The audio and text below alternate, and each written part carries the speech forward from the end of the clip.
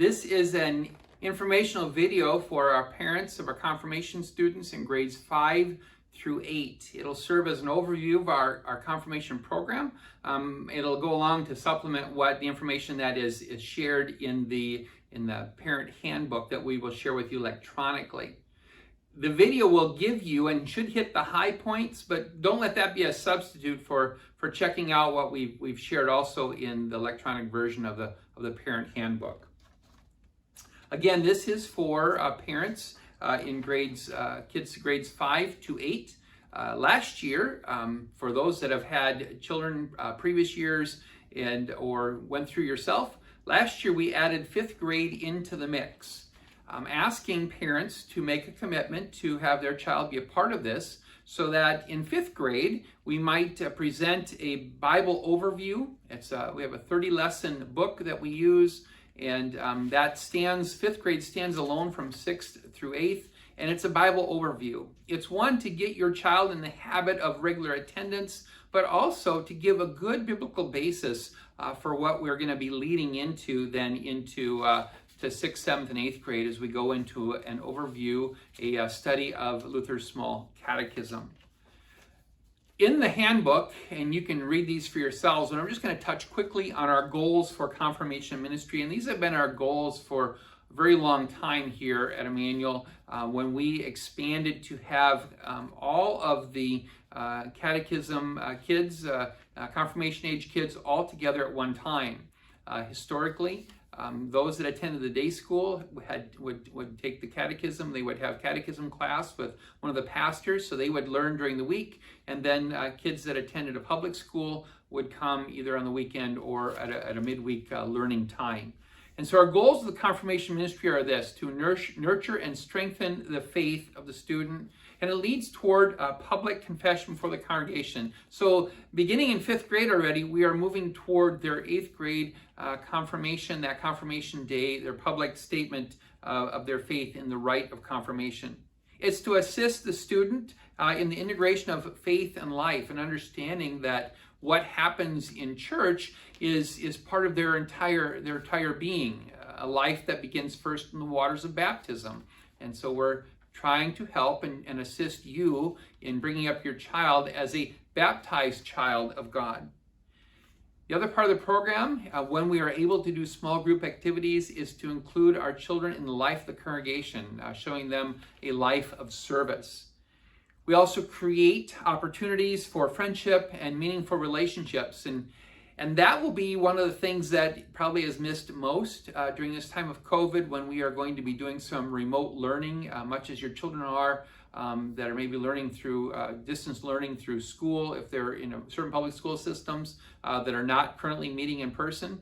You're losing that opportunity for friendship and meaningful relationships that come in that interaction around the table on Sunday morning. So, but we'll still look for those opportunities to create those for your children. And then finally, to transition children from our junior high into our senior high is one of the goals of our confirmation ministry. In fact, as I share this video, I am standing in our senior high youth room. How we bring this about, our strategies for mission are pretty simple. They haven't changed too much. It's certainly the beginning ones, that we would be regular in worship. We know that it is in worship that God is present for us, and He presents to us His word and His sacraments. He gives us His gifts, and so worship is a part of that. The other part is Sunday instruction, and where that normally would happen between services through in-person learning. We're going to be carrying that out this year, at least beginning that way, through online learning, through Zoom meetings, and maybe some email communication back and forth, but primarily Zoom meetings. And these, we'll get to that, but you should know that they're going to be taking place Sunday evenings from 5 to 5:45 p.m. And we'll have information in the parent handbook about those Zoom IDs, because there's a different one for 5th grade and a different one for 6th and 8th grade. The other part of this, of how we bring this about, how we help you grow your child in the faith, is at-home learning. There will be some take-home sheets and things for your family to ponder as you go through the week, taking your child back to the lesson that they learned. But the other part of that is the modeling of faith that goes on in the home, and that'll be your chance as a family to do so through home devotions, home and family devotions. As I mentioned earlier, small groups have been a part of our confirmation program for about 20 years, and part of that was mentors for our small groups. Not being able to meet in person and have limited opportunities to do so is hampering that aspect of confirmation program a little bit, but there are still mentors currently in place for 7th and 8th grade, and 6th grade. We are on the lookout for those mentors, so we're searching now, and by God's grace, we will find a adult male and female that will serve that role as a faith mentor to your child.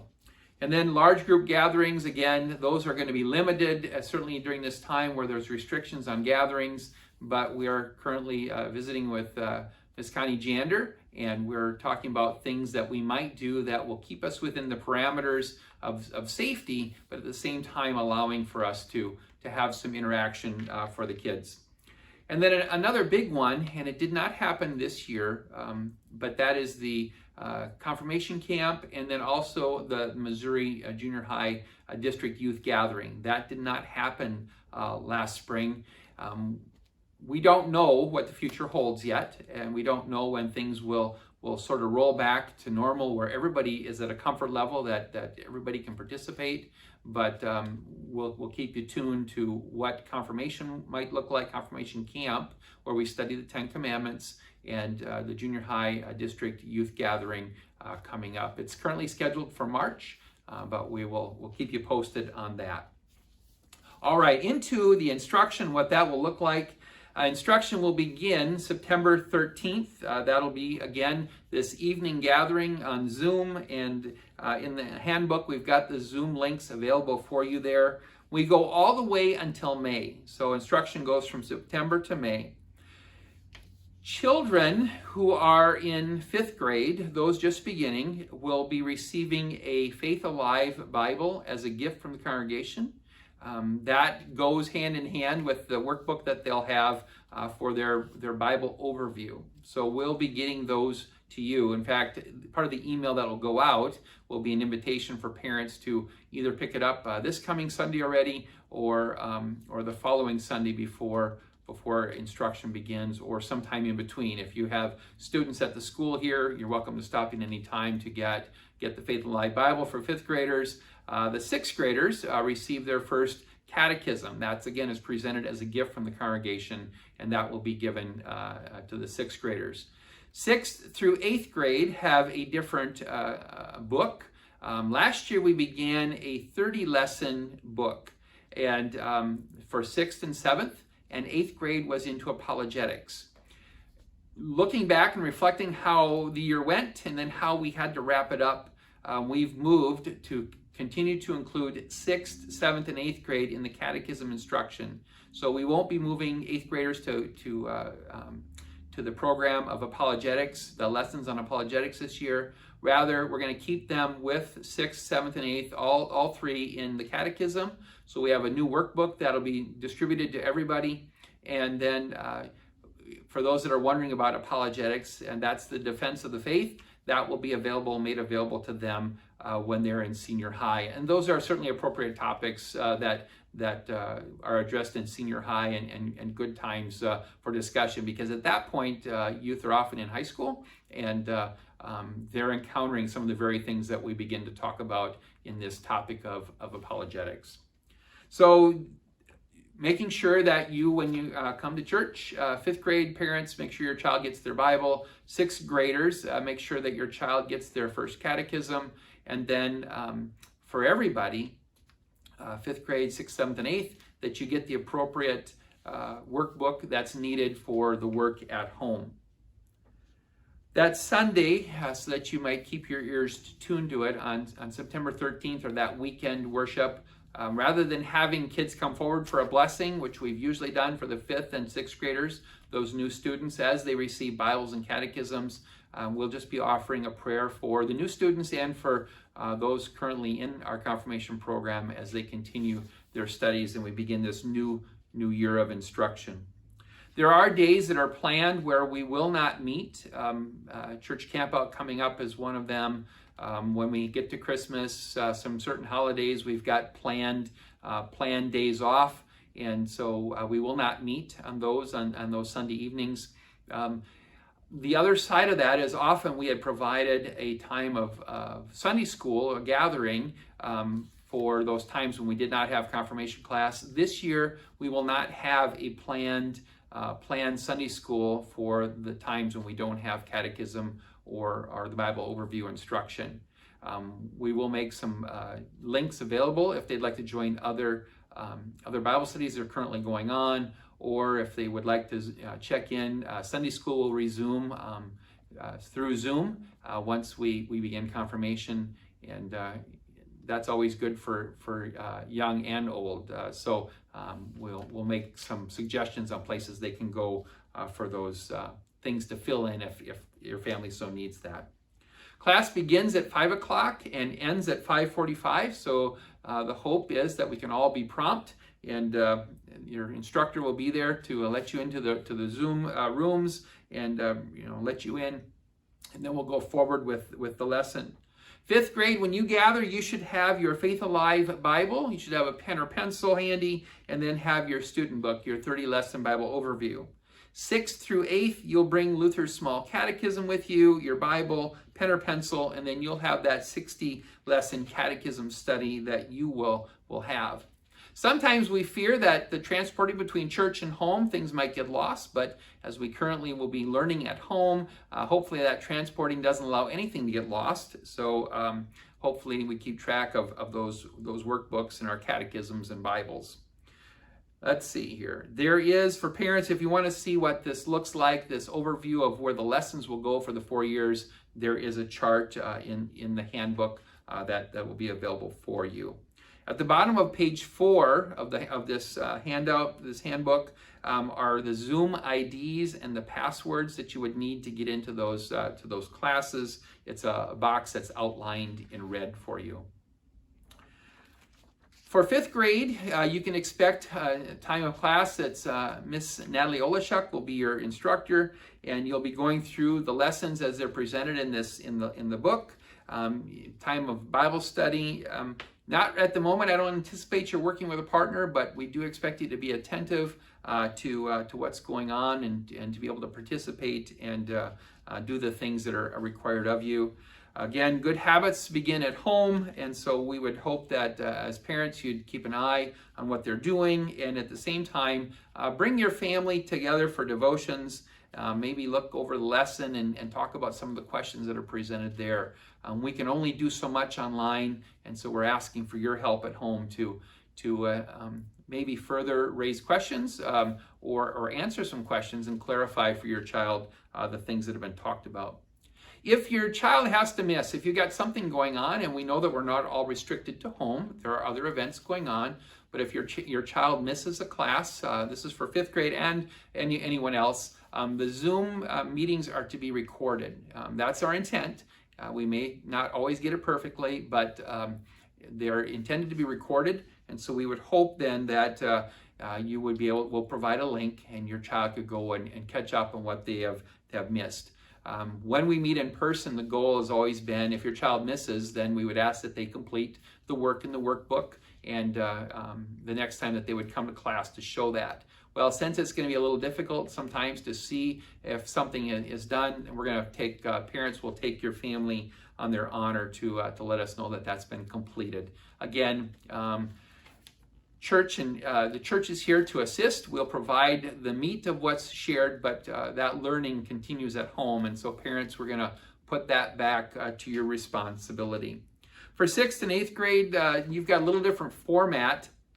There are some extra helps that come in the catechism study that aren't at this time available for our 5th grade study. For 6th and 8th grade, there'll be a lesson overview video that'll come out to you about midweek. And so parents, we would encourage you to either forward that on to your child if they have their own email accounts, that they might watch that. It's a YouTube video. It gives a nice little overview of what we're going to be talking about, kind of beginning to set the stage for the lesson.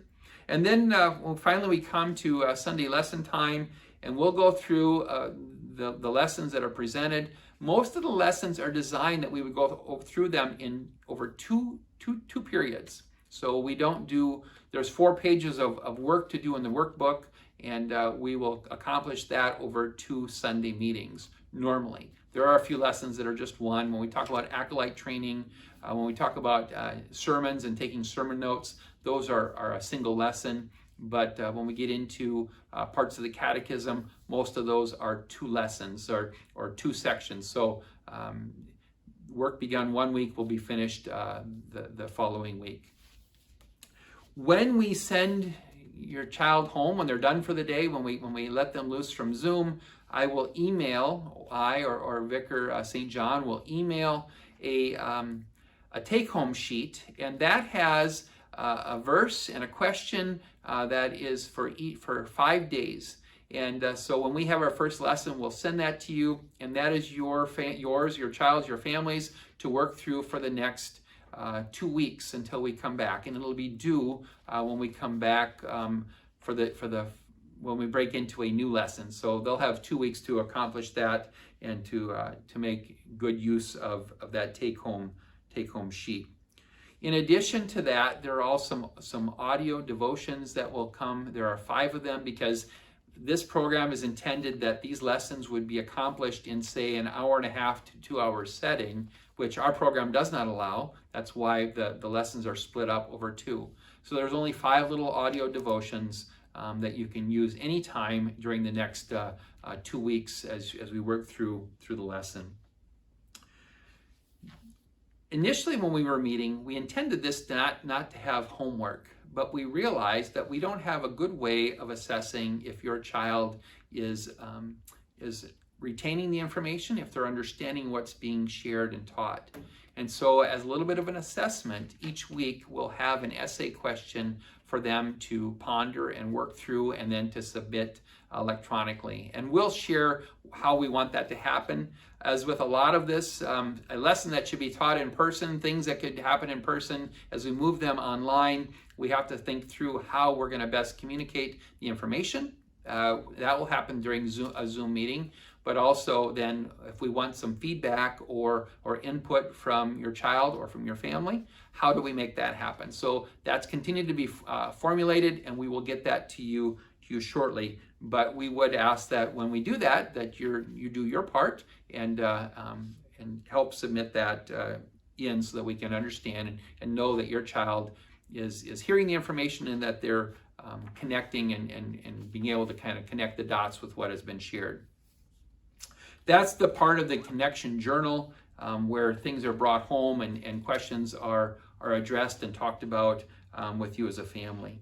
Again, as with the 5th graders, if you miss a class, we would ask, and we'll provide the Zoom links each time when we finish, so that your child might go and catch up and be a part of that. 6th through 8th grade have the great distinction of being the group that gets to make sermon notes. And it's not, I don't believe we're as strenuous as we used to be, but we do ask that over the next year, this part that we're in, this next 8 months, that you would provide, your child would submit 1 sermon note a month. So we're asking for 8.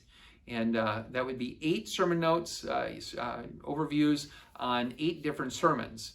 And so the first lessons in our study will be about taking sermon notes and listening, and what is a sermon, and what should it communicate, and what should we as God's people be listening for when we hear that. So we'll help them through that, but then I would ask that you as parents work with them in listening. And it may be they come in person, because we are back in worship in person, or your family may still be taking advantage of taking things online, and so you join us via YouTube, or maybe you attend a different church via YouTube, and so you certainly could take notes on that sermon, that message. But we're asking that this would be something that your family would see to it that it is accomplished. and it is normally a paper form. I think what we're going to do is we're going to create a fill-in-the-blank Word document that can be shared with you, and then those can be submitted that way electronically. It just saves a lot of driving if you're not coming this way to begin with. For 6th and 8th grade, and 6th and 7th last year were able to accomplish this. 8th grade, we had more of a last-minute kind of conversation about it, but we didn't accomplish it. But it is a goal, and that is that your child would experience individual confession and absolution. In worship, we have a time of confessing our sins and hearing God's word of absolution that is spoken through the pastor. But there are times in our life where we might benefit and be blessed to have that opportunity to sit down with the pastor individually to talk about what's going on in our life as something's particularly troubling us, and to confess that, finally to go through individual confession, and then to hear from the pastor to our ears only, nobody else is there, that in Christ our sins are forgiven, that sin too that's troubled us, that's been weighing down upon us, has been forgiven. And so we will work this year to see that we can accomplish that for our 6th, 7th, and 8th graders, that they might have that accomplishment as a tool in their toolbox, so to speak, to know that when things are troubling them, if they're just not feeling that a particular sin is forgiven, that they can feel comfortable coming and talking to the pastor and having a conversation, and then the pastor leads them through the words of individual confession, and then receiving that absolution. So that's something listed for you in the handbook, so that our 6th, 7th, and 8th graders might be looking forward to that.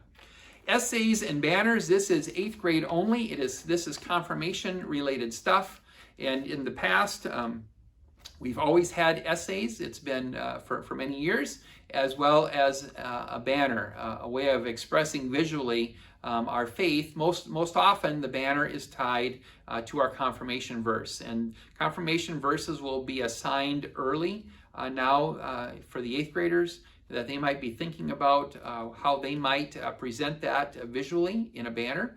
If you've been in worship lately or seen maybe in the video, currently we still have confirmation banners hanging from this last. It was almost early summer when we finally could hold confirmation service, but those will be coming. So 8th graders, get ready. Last year, we brought back again acolyting in the church, and I need to work through the details on how that would happen, because I understand there are certain people that are not comfortable coming back for in-person worship. But if there are, and for those in confirmation, we'd like to give you that opportunity to serve as an acolyte. If you'd like to help out and serve in some capacity with the Altar Guild, or as an usher for one of the services, we would like to figure out a way to make those available even now when attendance is limited, our exposure and the things we can be about is limited.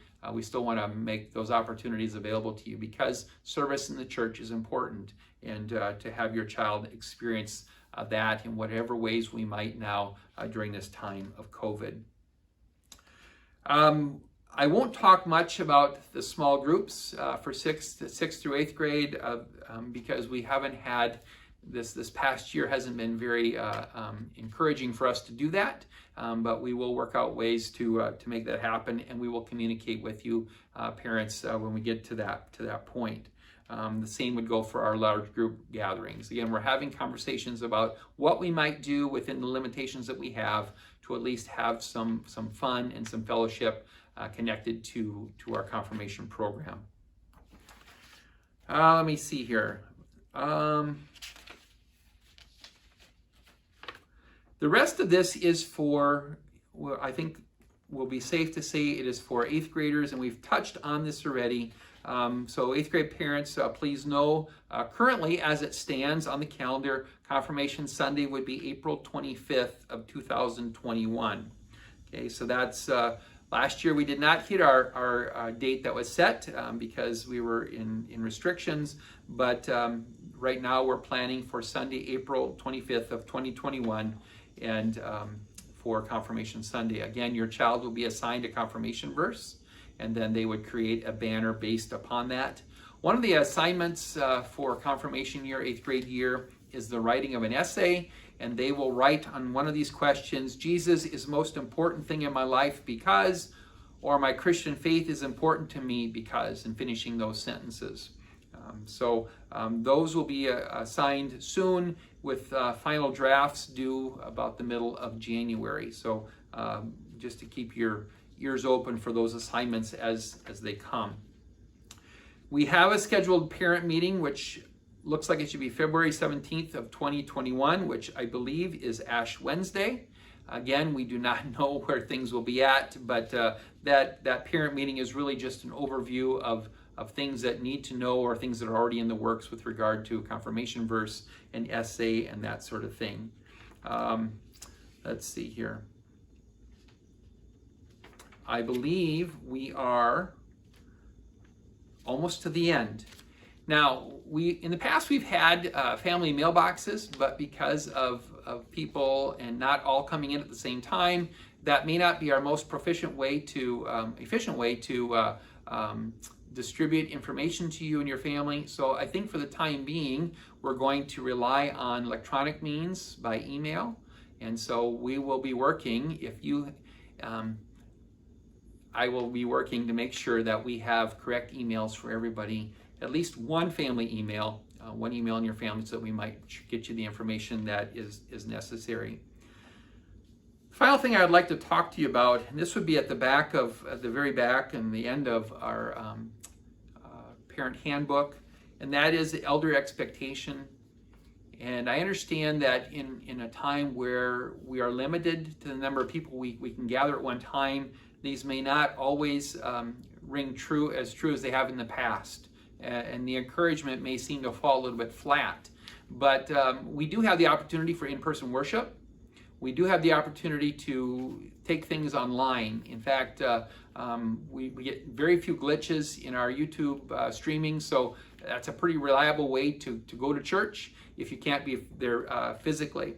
And these are the elder expectations, that we would be regular in worship, that hearing the Word of God. Okay, I hope that's important to you and your family.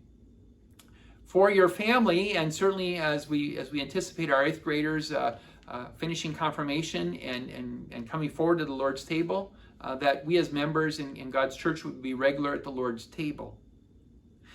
It's important to be regular in Bible study, Sunday school, and confirmation. So we hope that this invitation to be a part of confirmation, even through Zoom, will be taken seriously, and that you'll see that your child can be a regular participant in it. It is the elder expectation, and it's part of what we say when we become a member of a church, that we would use our giftedness to serve others, to use our talents and abilities for the good of the church, for the good of others.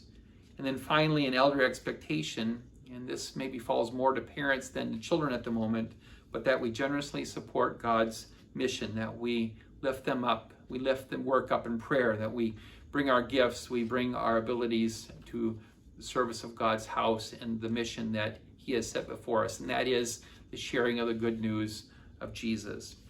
There's more in the handbook. I'll just commit that to your care and take a look at it. At the very end of the is a directory of numbers and ways to contact us.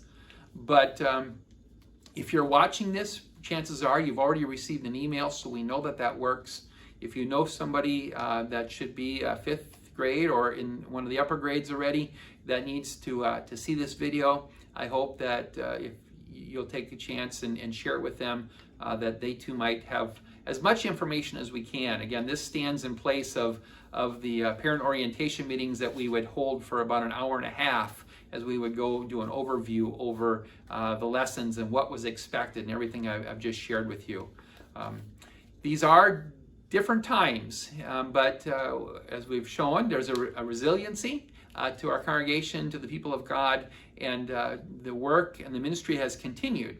And so I pray that you'll partner with us, parents, that you'll partner with us, that we can accomplish this with regard to continued teaching your child in the faith, a teaching that's begun in Sunday school, but now as they move into this catechism instruction and an understanding of how God communicates with them, how He loves them, how He comes to them in His Word and in His sacrament, that they too might have that blessing in their life.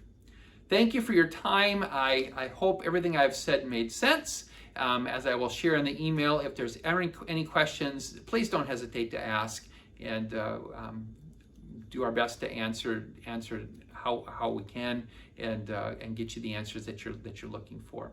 Thank you again for your time. God bless you.